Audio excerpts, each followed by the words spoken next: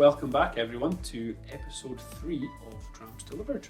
Yeah, hopefully you guys enjoyed last month, which was Nika, Japanese whiskey.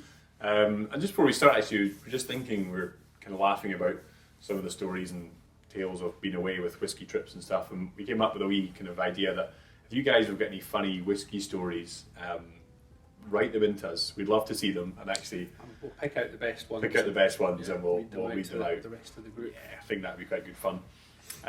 So you've probably spotted a very dark-looking dram, which gets most whiskey fans excited. Mm-hmm. So this episode we have GlenAllachie and GlenAllachie 15.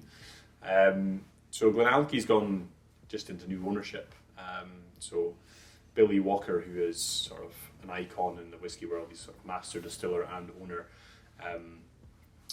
Him and his kind of colleagues bought the distillery in 2017. Do you want to tell him a little bit about his kind of history to kind of give the guys an idea of his calibre? Billy Walker's probably most famous for having owned Glendronach, Benriach and Glenglassaugh. And I sort of see GlenAllachie as almost like a successor to Glendronach. Really their focus is on sherry casks. That's what gives the whiskey its lovely dark colour, and this is all natural colour. So really he's famous for having first bought Glendronach, Masters of Sherry, Benriach, which was quite experimental, and Glenglassaugh. And it was in 2017 that he decided to come out of retirement and actually buy GlenAllachie. So before that, GlenAllachie's history really was a sort of I guess you could call it a feeder Blending distillery. house, It was all going into blends, and it was owned by Pernod Ricard. So you might have tasted it in Chivas, something, Chivas Regal, things like that. But in the past few years, it's sort of come into its own, and now it's selling its own single malt. A little kind of thing that I didn't know actually. It was a little thing where Billy Walker's been. He kind of changes the kind of way the distillery's written. So if you look at Benriach, there's a capital R, Glendronach capital D, Glenglassaugh capital G. Yeah, and that tradition has continued with GlenAllachie with a capital A. How's it pronounced, John? GlenAllachie or GlenAllachie. GlenAllachie. However you pronounce it, as long as Barman knows which bottle you mean, it doesn't matter. I like it. How was that again? GlenAllachie. And how was the other one? The other way. So,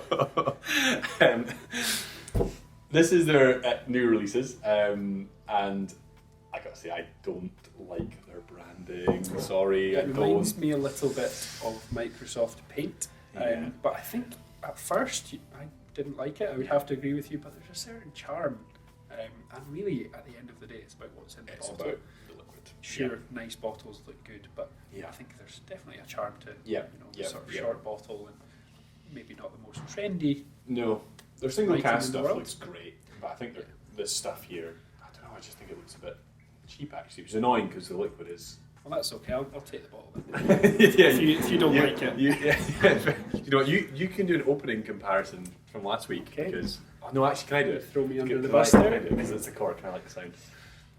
Oh, do you know what? We didn't have this problem last month with the Nika. I know, I thought I was going to need a bottle opener. Sometimes the wee things are in there. I thought I'd thrown myself under a bus.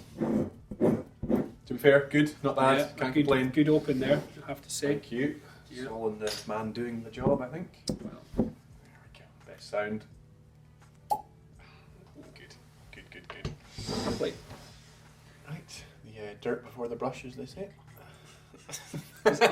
Is that what they say? Is that a saying? So the dram itself, 46, if I remember rightly. Yeah, 46%. And all natural colour and non-chill filtered. So I suppose we should maybe touch a little bit on natural colour and what that means. So some companies will use something which is called E150A, which is spirit caramel. And what that does is it darkens the dram. So a tiny little bit of this stuff can really, really alter the colour of your whiskey. What sherry heads, or I don't know what you would call a sherry fan in whiskey, are really looking for is a dark dram. Something that's been matured in a sherry cask for a long time.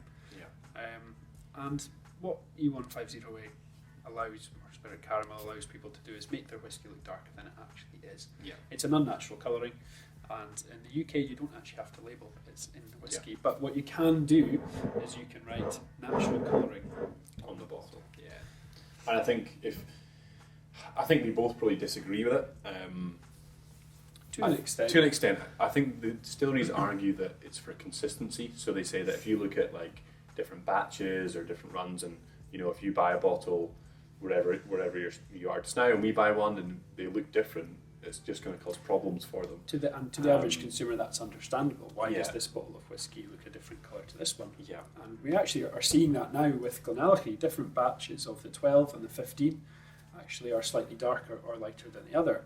And if you understand that whiskey is a batch process, then that's great. You can understand why that is. But a lot of people maybe don't know that. So that's why these bigger companies who are producing tens of thousands, hundreds of thousands of bottles, millions of bottles a year, will maybe use a wee bit of colouring in their whiskey to achieve consistency.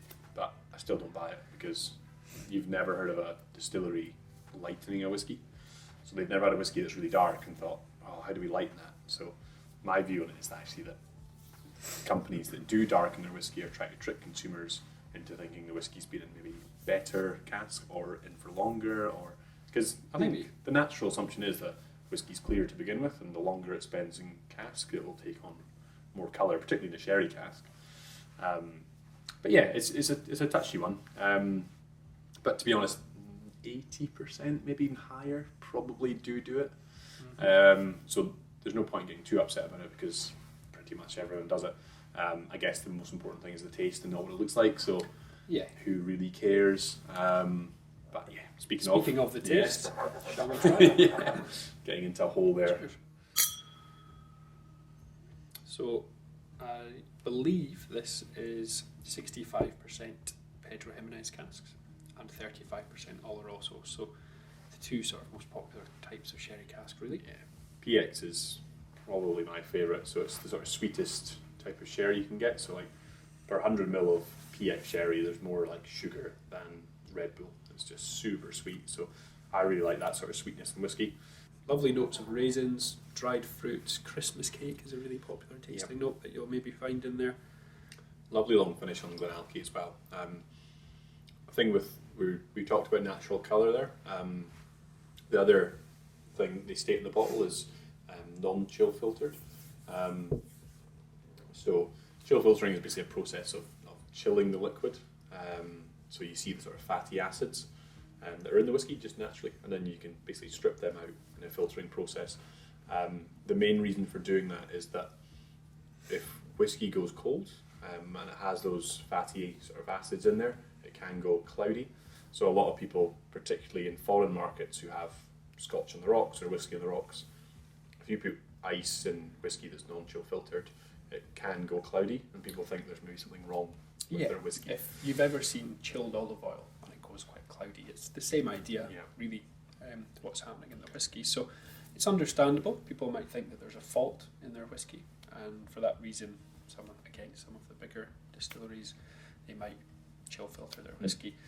They claim it doesn't make a difference, but I think tasting a dram like this, which hasn't been chill filtered, there's definitely a thicker feel to the whiskey, a lovely mouth feel, and it's got this really almost sticky sort of thing going on where it just coats your mouth, which I think is quite enjoyable.